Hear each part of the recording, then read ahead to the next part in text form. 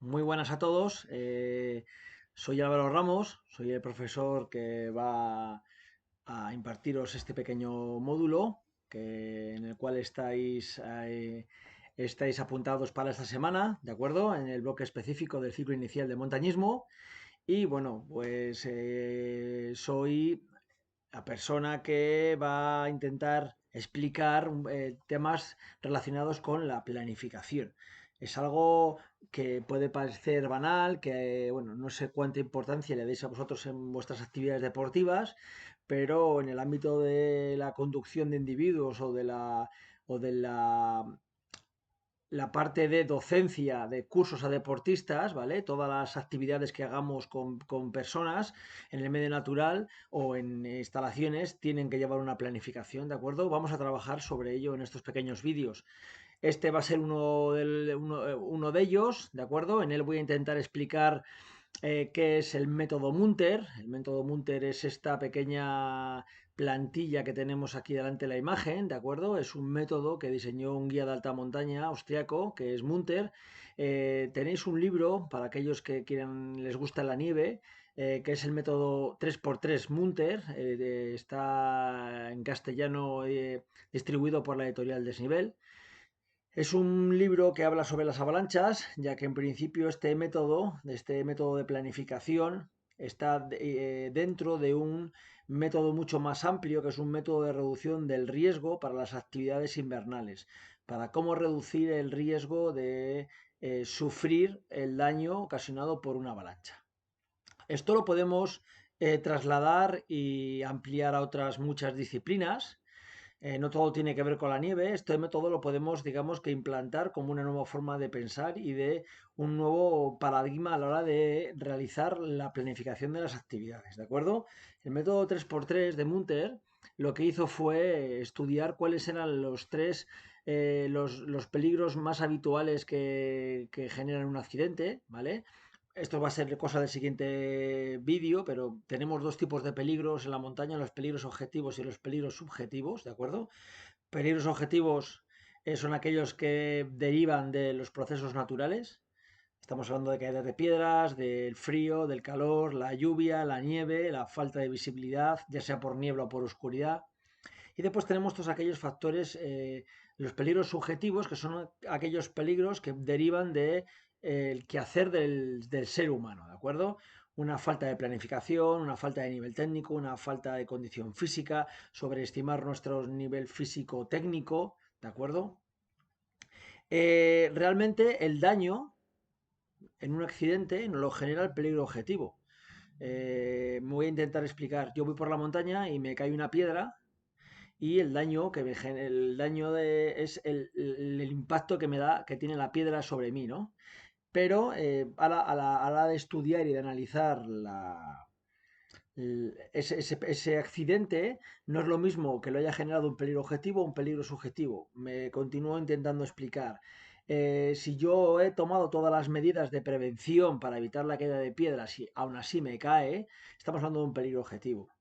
Pero si yo de repente me he metido en una zona, una pared en la cual tengo por delante un montón de cordadas o una canal en la cual me he metido tarde y hay un montón de personas por delante y además no tomo ninguna medida de prevención, como de repente intentar ir siempre fuera de la vertical del resto de los grupos, llevar un casco, etcétera, etcétera, y me cae la piedra, entonces ese mismo impacto, digamos que ya ha sido provocado por una falta de análisis de el peligro al cual me estaba enfrentando. Por lo tanto, esa caída de piedras en el segundo ejemplo que estaba poniendo ya es un peligro subjetivo, ¿de acuerdo? Munter lo que hizo es qué peligros son los que me pueden generar un accidente en montaña. Pues peligros objetivos y subjetivos. Entonces, los tres criterios, digamos, que él analiza son las condiciones meteorológicas, ¿vale? Vemos en la tabla superior, la parte horizontal, esos tres, digamos, factores, o esos tres criterios que analiza es el factor condiciones meteorológicas, las condiciones del terreno y el factor humano. Ahora explicaré más en concreto cuál es cada uno, o de qué trata. Y los va a filtrar, vamos a filtrarlos por tres filtros, ¿de acuerdo? Un filtro regional, que es el trabajo que yo voy a realizar en casa. Aquí es donde viene un poco el paradigma, ¿no? El cambio que tenemos que realizar a la hora de pensar, que lo podemos llevar tanto a nivel profesional como a nivel personal, ¿de acuerdo? Tenemos un filtro regional, que es el trabajo en casa, que yo recibo la llamada de un cliente, de varios clientes, de una persona para un grupo, hay muchas variables, y me pide una actividad en concreto para un día en concreto, ¿de acuerdo? Bueno, pues ese es, en el filtro regional lo que yo voy a hacer es planificar en casa todos los detalles, ¿de acuerdo? Voy a identificar cuáles son los riesgos, los peligros objetivos, ¿vale? Si va a haber frío, si va a hacer calor, si va a hacer viento, en qué época del año es, cuánta cantidad de hora solar tengo, el recorrido, si es un sendero balizado, si está sin balizar, si es con nieve, si es un barranco frecuentado, poco frecuentado, una escalada más o menos equipada, una cresta, condiciones del equipamiento de esa actividad y qué me pide el factor, o sea, qué me pide esa actividad, ¿vale? El factor humano. Es un cliente, son varios, tienen experiencia, no tienen experiencia, qué capacidad física tienen. Aquí es donde os puedo adelantar que es una de las grandes, creo que, cosas importantes que tiene que tener un guía, que es la capacidad de empatizar rápidamente con un cliente, ya sea a la cara o incluso por correo o por teléfono, ¿vale? Ser capaz de empatizar con él y saber qué capacidad física tiene, cómo, qué nivel técnico puede llegar a tener, cuáles son sus motivaciones, sus ambiciones. Ese va a ser la parte, digamos, muy bonita de nuestro trabajo, porque nos van a engañar, nos van a dar mucha información que ellos les gustaría que fuese cierta. Salimos a la montaña bastante, no siempre es así, no siempre va a haber engaños, pero cuanto más certeza tengamos y más información tengamos sobre el factor humano del cliente, mucho más vamos a poder afinar a la hora de planificar respecto al tema de condiciones meteorológicas y del terreno. En el factor humano yo lo dividiría en dos partes, ¿vale? Yo a veces hablo de un método de 4x3, que es hablo de las condiciones del terreno, de las condiciones meteorológicas, el factor humano cliente y el factor humano guía. ¿Cómo me encuentro yo? Estoy físicamente bien, técnicamente estoy en mi temporada alta, tengo algún problemas, ¿vale? Que me puedan afectar a nivel emocional. Estamos hablando, tengo problemas con mi pareja, tengo problemas con la hacienda, tengo problemas de dinero, no sé, tengo alguna enfermedad cercana de algún familiar que me puede estar afectando. Eso es muy importante a la hora de tener en cuenta la planificación, ¿de acuerdo? Porque yo no voy a estar en mis mejores condiciones y muchas veces esos problemas que podemos ir arrastrando pueden generar una toma de decisiones por nuestra parte precipitada e incluso equivocada. Entonces es importante que tengamos claro dónde estamos, ¿de acuerdo? Nosotros como guía y además que sacamos la mayor cantidad posible de información de nuestros clientes. Para ello, utilizar todas las herramientas que creáis y que podáis usar. Aplicaciones de comunicación, WhatsApp, Telegram, correos, llamadas. Tenemos un montón de opciones, ¿de acuerdo? Para poder estar en comunicación con nuestros clientes. A nivel legal, ¿vale? Hablaré, es importante que a ellos les llegue esa información. Es importante que el cliente tenga por escrito y además también puede ser de manera verbal mediante nota de audios, pero que tenga la información de qué va a hacer, dificultad, normas, material, etcétera, etcétera. ¿De acuerdo? Eso ya hablaremos más adelante de ello. Ahora, ¿qué es lo que vamos a analizar en esa planificación? Bueno, pues son cosas que vamos a ir viendo a lo largo de la parte ya más presencial del curso, pues es con un mapa, tengo que ser capaz de trazar por encima el recorrido, saber cuánto desnivel positivo voy a hacer, cuánto desnivel negativo voy a hacer, cuánta distancia voy a hacer. Con esos datos voy a saber el tiempo estimado de marcha real. Tendré que aplicar los descansos, dónde los voy a hacer, por qué voy a hacer el descanso ahí. En verano a lo mejor porque estoy a la sombra, en invierno porque estoy al sol, en un día de mucho viento a lo mejor en este sitio porque estoy protegido, aquí porque hay agua, aquí porque hay algún tipo de elemento que tiene una importancia de respecto de patrimonio humano o medioambiental y puedo dar una explicación. Las paradas se ponen con un objetivo, ¿de acuerdo? No se ponen en el azar. Y las tengo que contabilizar cuánto tiempo voy a estar en cada una, ¿de acuerdo? Después tengo que sumar una serie de imprevistos, un tiempo que pongo de imprevistos, porque al moverme con un montón de gente, pues pueden ir sucediendo cosas. Es cierto que cuanto más reducido sea el grupo, menos voy a utilizar ese tiempo de imprevistos, pero bueno, es importante, ¿de acuerdo? Un tiempo, ¿cuánto tiempo voy a tardar? ¿Qué temperatura va a hacer? qué viento, voy a ir por cara norte, por cara sur, hay nieve, no hay nieve, un barranco, una escalada, qué condiciones meteorológicas voy a tener, cuánta dificultad tiene el terreno. Y voy a empezar a identificar los peligros. Una vez que yo tengo identificado los peligros, lo que voy a hacer es reducir el riesgo de esos peligros. Hace mucho sol, por ejemplo, un día que voy a caminar por una zona de muchísimo sol, ¿cómo puedo disminuir, estar expuesto a ese riesgo, que es el calor, que me puede generar una hipotermia, ¿vale? Deshidratación, con eso pueden venir lesiones a nivel muscular. Bueno, pues, ¿cómo voy a reducir, o sea, estar expuesto? Pues a lo mejor voy a salir antes, voy a poner, en vez de salir a las 10 de la mañana, voy a salir a las 8, voy a hacer que parte del recorrido evite las horas centrales, por lo tanto voy a estar menos expuesto a ese peligro. A lo mejor si hiciese muchísimo frío, saldría más tarde. Claro, teniendo en cuenta que ahora llego. No sé si os dais cuenta que todo esto tiene muchas variables, ¿de acuerdo? Voy a subir por una canal en la que hay muchos animales, o es muy frecuentada.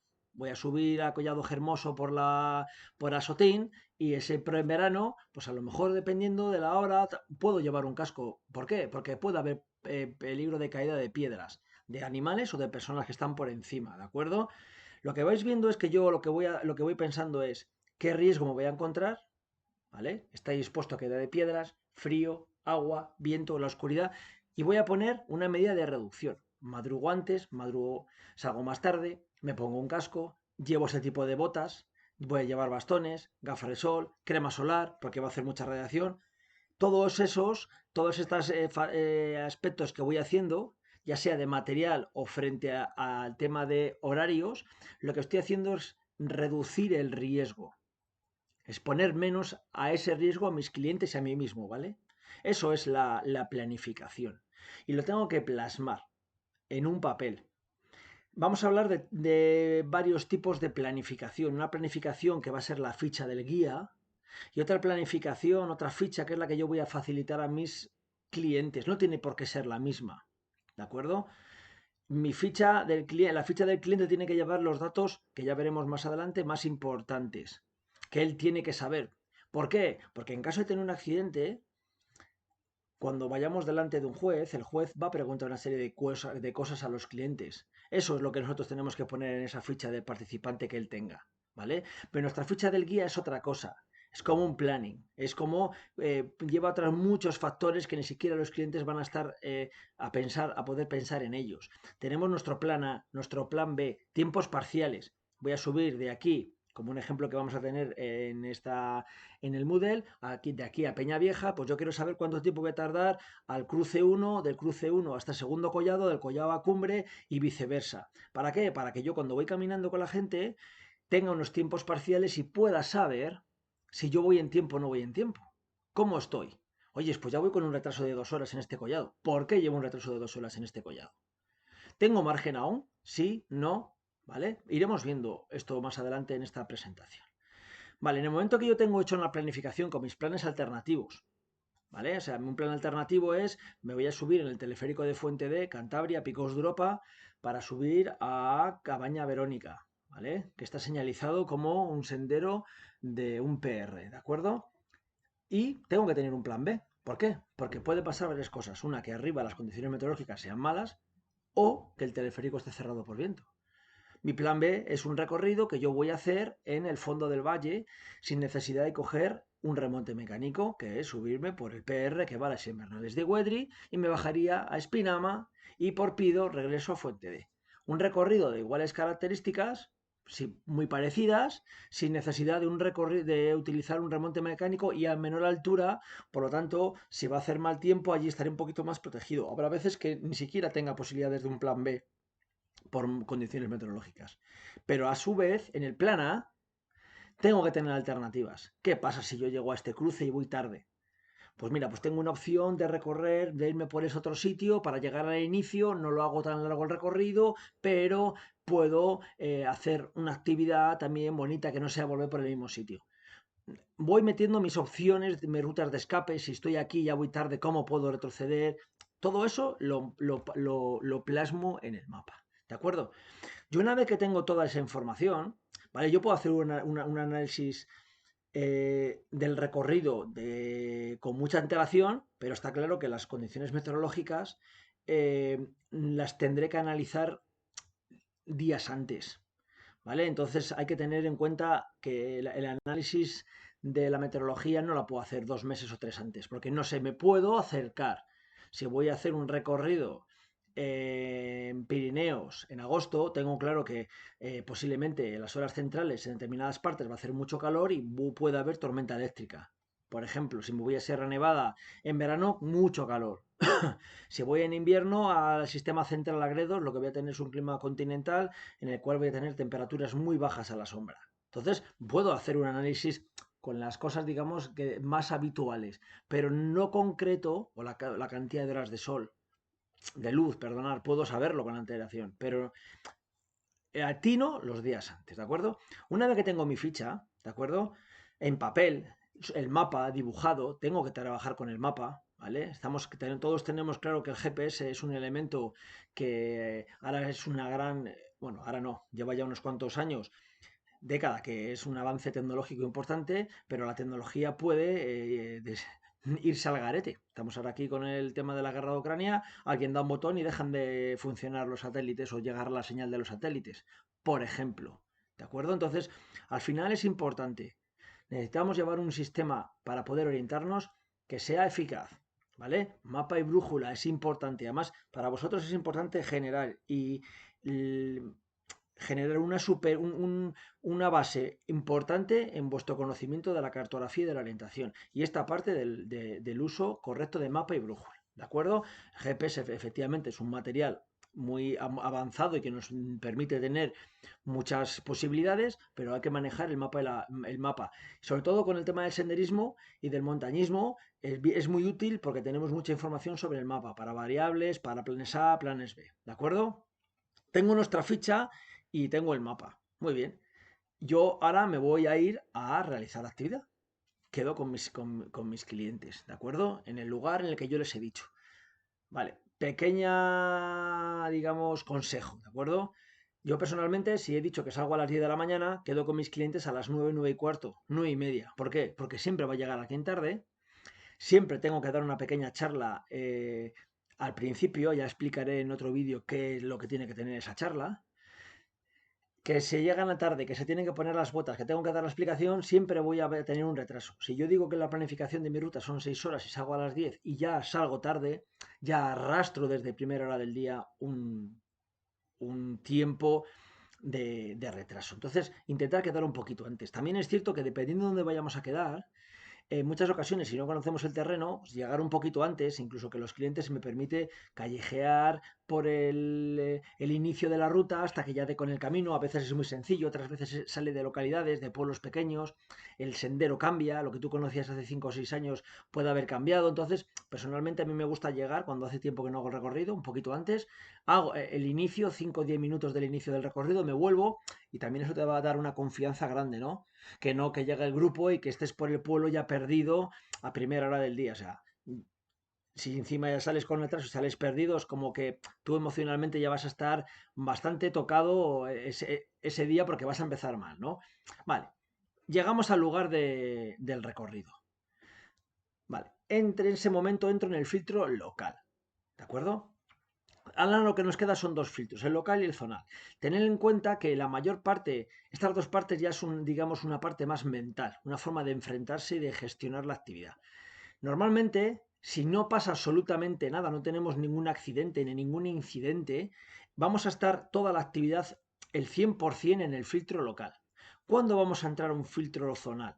Cuando sucede un incidente, cuando algo de lo que yo he planificado no coincide con la realidad. ¿Vale? Tenía que haber llegado a este collado a las 12 y son las 2. ¿Vale? Cuando entro al filtro zonal me tengo que preguntar qué es lo que ha pasado, qué voy a hacer, continúo o no continúo, cruzo o no cruzo. ¿De acuerdo? Doy respuesta a esa pregunta y vuelvo al filtro local. Por lo tanto, puede haber ocasiones en las que no haya nada de lo que he planificado que se salga de lo que yo había marcado y siempre estoy en el filtro local. Pero si sucede algo paso al filtro zonal. El filtro local es todo aquello que estoy viendo. Yo salgo del coche y voy mirando a mis clientes. ¿Llevan el calzado adecuado todos? Sí. ¿Es como una lista de ítems? ¿Van todos bien vestidos? Sí. ¿La meteorología es la adecuada? Sí. ¿Estoy en hora? Sí. ¿Conozco el recorrido? Sí. ¿Veo el recorrido a lo largo incluso con unos prismáticos? Sí. Echas a andar. Y es como que cada 20 segundos haces un check-in, como si fueses un ordenador. Check-in, check-in, constante, constante, constante. ¿Vale? Cuando de repente hay algo que no cuadra, paras. Entro al filtro zonal y me pregunto, ¿qué es lo que ha pasado? Vale, voy tarde. ¿Por qué voy tarde? Mira, porque el nivel físico de los participantes no es el adecuado. El mío no es el adecuado. El recorrido se ha cambiado, porque después en el medio natural cambian muchas veces los recorridos, es más largo y llevo este retraso. Vale, Álvaro, llevo un media hora de retraso en este collado. ¿Esto influye mucho en el recorrido total? No. ¿Qué hago? Continúo. Pues me paso al filtro local y continúo caminando, pero siempre chequeando qué es lo que han hecho mis clientes, cómo van mis clientes, cómo está el medio. ¿Vale? Yo estoy escalando y de repente veo que la vía, que son 5 largos, el primero, que es de quinto, la persona tiene duda y veo que no posiciona correctamente los pies. Vale, yo analizo, oyes, tengo por encima 2 largos de 6A. ¿Cómo son? Cómo los podríamos solventar? ¿Cuánto me queda? No sé si me dais cuenta. No entro en un sitio en el filtro zonal y respondo a esa pregunta. Entonces, es importante, es una manera de ser muy consciente de cada situación, pero todo esto parte, ¿vale? Parte de el análisis completo de la ruta que yo voy a hacer, la planificación, o sea, el filtro regional, el trabajo en casa, un análisis de los peligros objetivos y subjetivos y un análisis del factor humano, tanto del cliente como del guía. Es muy importante tener en cuenta y sacar toda la información que podáis de los clientes. Cuidado con estos clientes que te mandan un mail de parte de 10 personas. Intentar a la mínima oportunidad generar un grupo de WhatsApp o un hilo de mails en el que estén todos. ¿Vale? Para anécdota, los grupos de WhatsApp o de Telegram personalmente siempre los inicio de la siguiente manera. Creo un grupo en el que están 2 personas, mi compañero de trabajo con el que estoy habitualmente y yo, y hay una pestaña en la que pone copiar el enlace de este grupo que yo envío individualmente a cada persona, porque tienen que ser ellos los que acepten entrar. Si yo meto a alguien a un grupo de WhatsApp o de Telegram, o sea, estoy incumpliendo con una sanción administrativa, ¿vale? Si me denuncian. No puedo meter a alguien en un grupo si él no quiere, si él no me ha dado no me ha aceptado. Entonces, mandar esa información a las personas por si quieren entrar. Si no quieren entrar, el problema es que tienes que andar mandando muchos mensajes a muchas personas, ¿vale? En ese grupo, la primera norma es que según acabe la actividad, en el momento que se suben las fotos, pues se borra, ¿de acuerdo? O sea, acabamos con el grupo, no podemos tener, al final todo el mundo lo sabe, teléfono con 1.500 millones de grupos, ¿de acuerdo? Y en ese grupo, pues la gente puede interactuar, puede preguntar tiempos, te sube fotos de las botas, es muy rápido y tienes mucha capacidad de poder saber realmente la realidad de tus clientes y que te vayan informando qué habéis hecho, qué no habéis hecho, qué estáis entrenando para poder hacer esta actividad. Bueno, etc, etc, etc. ¿De acuerdo? Vale, a medida que vayan pasando los días, vamos a ir viendo vamos a ir haciendo pequeños vídeos como este, ¿vale? Que lo que van a hacer es, digamos, generar una pequeña base para cuando ya estéis de manera presencial y podáis trabajar con la persona que toque, pues ya en el aula el tema de la planificación, ¿de acuerdo? Bueno, sin más, agradeceros el que hayáis escuchado este vídeo y que espero haberme explicado y que, bueno, pues os haya servido o os haya parecido de interés. Muchas gracias.